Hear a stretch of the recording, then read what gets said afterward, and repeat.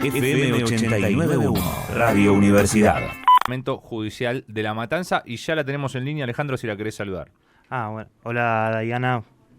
Hola, ¿qué tal? Buenas tardes, Mauro, María, Alejandro, ¿cómo están? ¿Qué tal? Mucho gusto. Recién hablábamos con Alejandro antes de que comience la charla, antes de que ingrese Mauro, de hecho, que es tan complejo el tema de los alimentos que lo vamos a dividir. En otra oportunidad vamos a hablar específicamente de las cuestiones de divorcio, y está muy vinculado el tema de los alimentos, así que por eso son temas que están vinculados, pero que son muy amplios los dos, ¿no? Sí, un poco igual la doctora nos va a contar cómo, respecto dentro del divorcio, cómo también quizás la posibilidad que existe o no de pedir alimentos, ella nos hablará, pero solo respecto de eso, y lo que es el trámite de divorcio, que por ahí amerita otro programa específico, lo vamos a hablar en otro momento. Así que, Diana, nosotros siempre acá lo que comenzamos a hacer es, bueno, cuando una persona tiene la necesidad de hacer un reclamo de este tipo, ¿qué es lo primero que hacer? ¿Qué tiene que pensar? ¿Hacia dónde se tiene que dirigir? ¿Qué documentación tienen que juntar? Bien, bueno, es un derecho básico esencial, ¿no? Que tiene que cubrir las necesidades básicas de los niños, los niños adolescentes, pero también se puede reclamar clientes, o como bien dice Alejandro, en el marco de un divorcio, ¿sí? Hay varias cuestiones de los alimentos que se pueden reclamar, ya sea en una unión convivencial, o bien en el marco del parentesco, o bien progenitores pueden reclamar también los alimentos. Pero bueno, es importante destacar que cuando hay un padre que no está cumpliendo con una cuota, o que hay un conflicto en cuanto a los progenitores, se puede acercar ya sea a la Defensoría, que creo que los datos de la Defensoría fueron dados en su momento, o bien presentarse en juicio con un abogado de su confianza. Y en sí tienen que presentar una partida de nacimiento, ¿sí? La partida de nacimiento en donde quede plasmado el nombre del progenitor a quien se le reclama esos alimentos. Eso es como la prueba fundamental para iniciar un juicio de alimentos. Y por el otro lado, en el caso de que esta madre los conozca, el caudal alimentario, esto es el ingreso, ¿no? Hay un ingreso económico en blanco, tiene que establecer un monto más o menos como para que el juez pueda determinar una cuota, o en el caso de que no tenga un trabajo registrado o que desconozca, se va a tomar como una base el monto del salario mínimo vital y móvil, que es un monto que se va a actualizar por el Consejo Nacional del Ministerio de Empleo, Trabajo y de la Seguridad Social, ¿sí? Uh-huh. Así que bueno, eso es como en primera medida el inicio de un juicio de alimentos. En este caso se puede solicitar una cuota alimentaria provisoria durante el transcurso de este proceso, y que va a depender ya sea de un monto determinado o bien de un porcentaje. Todo eso va a quedar a discreción de cada juez y bueno, de las necesidades que haya que cubrir de cada niño o adolescente, ¿no? que se presenta, y en este caso con la madre que lo represente. Claro, porque se habla de alimentos, pero es mucho más que la comida, ¿no? Sí, es mucho más, exacto. O sea, la cuota alimentaria hay que tener en cuenta que es bastante amplio, ¿no? No solo la comida, sino también la vestimenta, esparcimiento, si el niño o adolescente practica algún deporte, si estudia idiomas en cuanto a la educación, o bien para aquellos mayores adultos, si se están capacitando o están yendo a la facultad, es importante saber que la cuota alimentaria comprende todos estos gastos que le erogan, ¿no?, a este chico que va a la facultad y tiene gastos. Bueno, esa cuota alimentaria también integra ese tipo de gastos, con lo cual es bastante amplia, no es solamente la alimentación y el plato de comida. Por eso es de suma importancia saber las necesidades de esos niños, adolescentes que se presentan en juicio y las actividades que realizan, ¿no? La semana pasada, cuando charlábamos acerca de juicios de filiación, con quien nos visitó, hablábamos y nos contaba que lo que mayor se da en su juzgado, por lo menos, será los divorcios, ¿no? En este caso. ¿Qué tipo de dificultades puede traer el divorcio hasta llegar a un juicio? La realidad es que el divorcio en sí, lo que estamos viendo ahora, no hay mucha dificultad, ¿sí? Las partes más que nada se están poniendo bastante de acuerdo en cuanto a lo que es a las cuotas alimentarias. Sí podemos decir que en el marco de un divorcio se pueden fijar alimentos, ya sea, en principio tenemos que saber que en el marco del matrimonio hay un deber de solidaridad, que es ayuda mutua, ¿no? pero cuando están tramitando este proceso de separación, se pueden solicitar alimentos, porque la verdad que el desequilibrio de un matrimonio, hay un desequilibrio económico cuando un matrimonio se empieza a separar, y eso se nota. Con lo cual la ley habilita para solicitar una cuota de alimentos, ya sea durante la separación de hecho, durante el trámite del proceso de divorcio, o bien con el dictado de la sentencia de divorcio. La realidad es que las partes, si bien se ponen de acuerdo, es mucho más fácil la labor judicial en este caso, y se trata siempre de lograr ese avenimiento entre las partes, ¿no? De lograr un acuerdo entre ellos, porque eso es de un cumplimiento duradero en este caso. Pero bueno, eso es en el marco de un divorcio. También en las uniones convivenciales, ¿no? En las uniones convivenciales son las llamadas uniones de hecho, también se pueden solicitar el reclamo de alimentos. Son las menos, la verdad que no se ven a diario, pero bueno, también la ley habilita para reclamarlo. Una de las preguntas típicas que se suele hacer es ¿cuánto corresponde por alimento como si fuera un porcentaje o un monto fijo? Y por lo que venías diciendo no es tan así, no es que hay una cuestión fija genérica, ¿o no? No es una cuestión fija. La verdad que la obligación alimentaria corresponde a los dos progenitores, ¿no? Siempre hablamos de los alimentos en el marco de la responsabilidad parental de progenitor o progenitora, porque se puede fijar en un montón de otros procesos.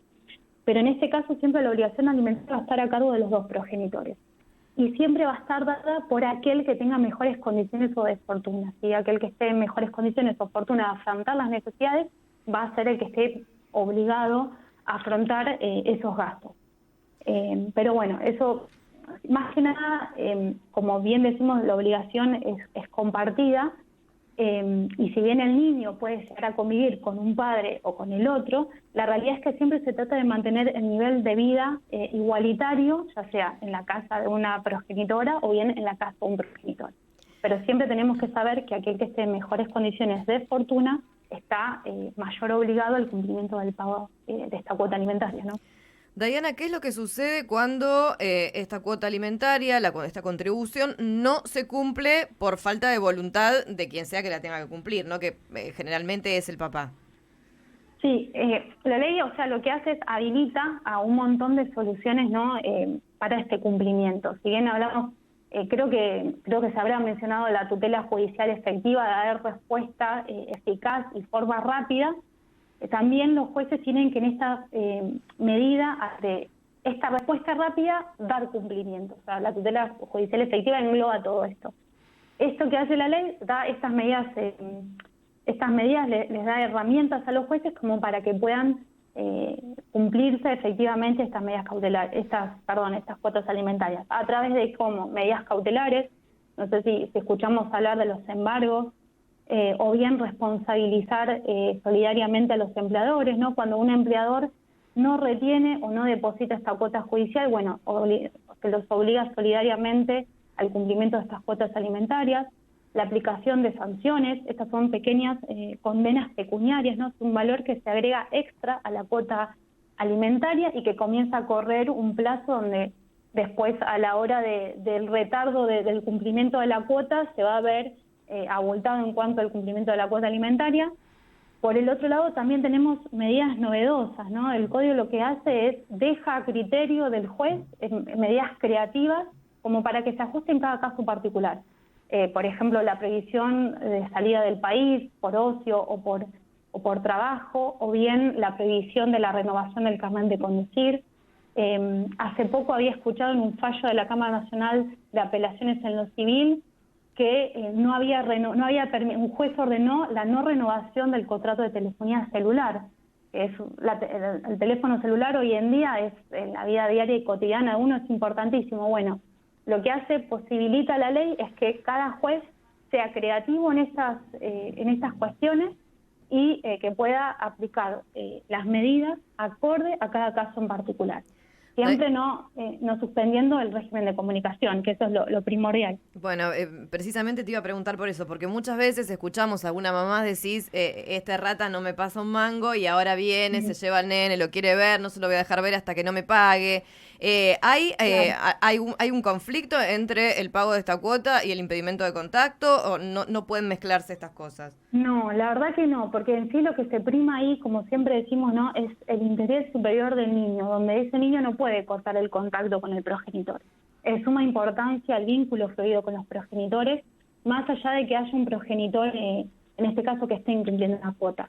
La labor de los jueces en este caso va a ser, ante esta actitud reticente del cumplimiento, bueno, hacer medidas pertinentes para lograr el cumplimiento. Pero el niño no puede de ninguna manera, en esta circunstancia, cortar el vínculo o suspender el vínculo con el progenitor, en este caso que adeuda la cuota, ¿no? También otra de las medidas es la inscripción del registro de deudores alimentarios, pero bueno, son varias las herramientas que la norma da a los jueces como para asegurar efectivamente el cumplimiento del pago de esta cuota alimentaria. Es importante también frente al incumplimiento, a veces por ahí cuando momentáneamente quien debería pasar la cuota no lo hace, quizás por no tener un trabajo registrado y no se demanda, pero es importante, ¿no? Igualmente entablar la acción porque se empieza a acumular una deuda, es así, ¿no? Sí, la verdad que sí, es importante. O sea, en este caso, como bien retomo lo que dije en un principio, si se desconoce realmente de los ingresos, igualmente se entabla la acción porque en el transcurso del proceso sabemos que más allá de que se fije una cuota y si esta persona no tiene los ingresos como para afrontar la cuota alimentaria, podemos reclamar esta cuota alimentaria a los abuelos, pero con el dictado de la sentencia, esta cuota alimentaria se va a retrotraer al inicio del expediente, con lo cual se va a adeudar una cuota alimentaria bastante importante. Y en el caso de que o mejore de fortuna o que tenga un trabajo registrado, bueno, en ese caso va a empezar a pagar la cuota, ¿no?, de cierta forma. Así que es importante iniciar el reclamo alimentario porque más que nada es lo que dije en un principio, ¿no? Es un derecho humano básico que hace a las necesidades básicas y a la vida digna en este caso, de los niños, niñas y adolescentes. Dayana, yo sé la respuesta porque ya la hemos consultado a otra de las profesionales que nos ha acompañado, pero quizás hay alguien que se engancha en este marco, como justo estamos en el tema. ¿Qué pasa con el reclamo de alimentos cuando finalmente se expiden, ¿no? y obligan efectivamente a la persona a cumplir con este reclamo, si es retroactivo o no? Sí, exactamente, es retroactivo. ¿Sí? Una vez dictada la sentencia, es retroactivo al inicio de la demanda. Perfecto.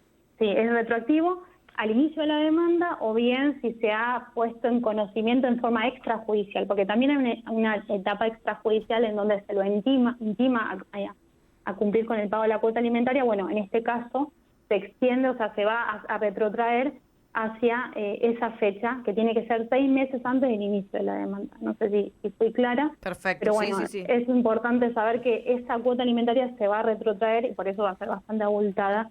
Pero bueno, más allá de eso, en el dictado de la sentencia, obviamente se va a decir cómo pagar, ¿no? No solamente se va a fijar la cuota alimentaria, sino se va a establecer todas esas cuotas adeudadas en la forma en que se van a pagar, pero bueno, también, porque si no va a ser un monto bastante importante y difícil de cumplir. Estamos en nuestra columna de magistrados y funcionarios de La Matanza charlando con la doctora Dayana Rama. Ella es auxiliar letrada del Juzgado de Familia número 11 del Departamento Judicial de La Matanza y el tema de hoy es el juicio por alimentos y divorcios. Tenemos un audio que nos llegó, alguna duda, alguna consulta, aquí al 15 388 5891.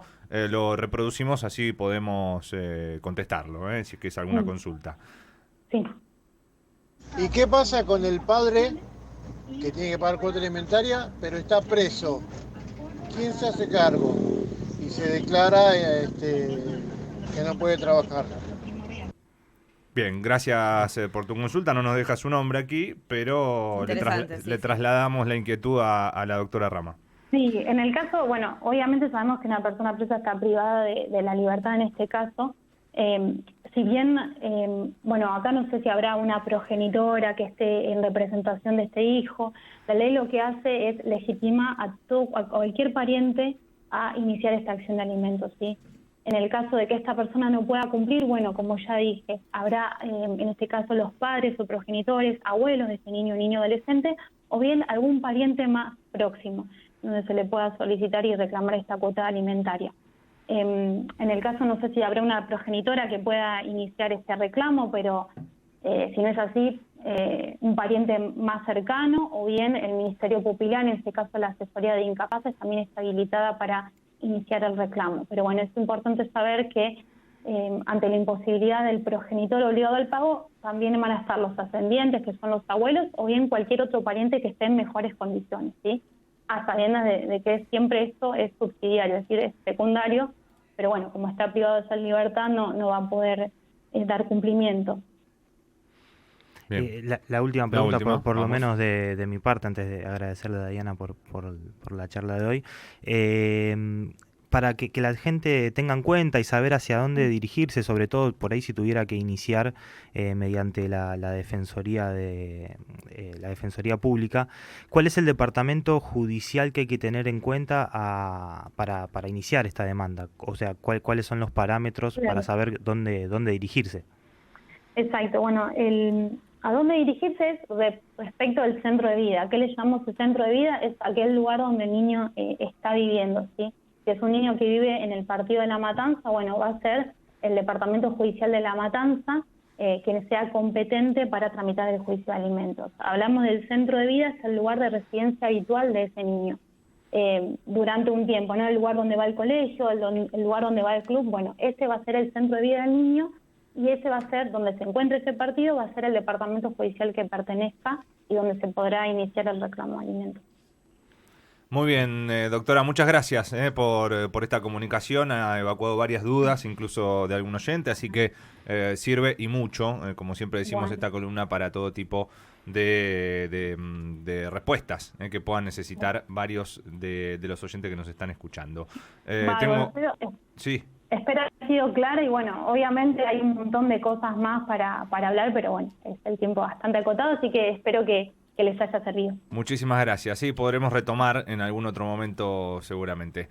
La doctora Diana Rama, auxiliar letrada del Juzgado de Familia número 11 del Departamento Judicial de La Matanza, con nosotros en este tema de juicio por alimentos y divorcios. Desde la Universidad Nacional de La Matanza, Radio Universidad FM 89.1. Siempre cerca.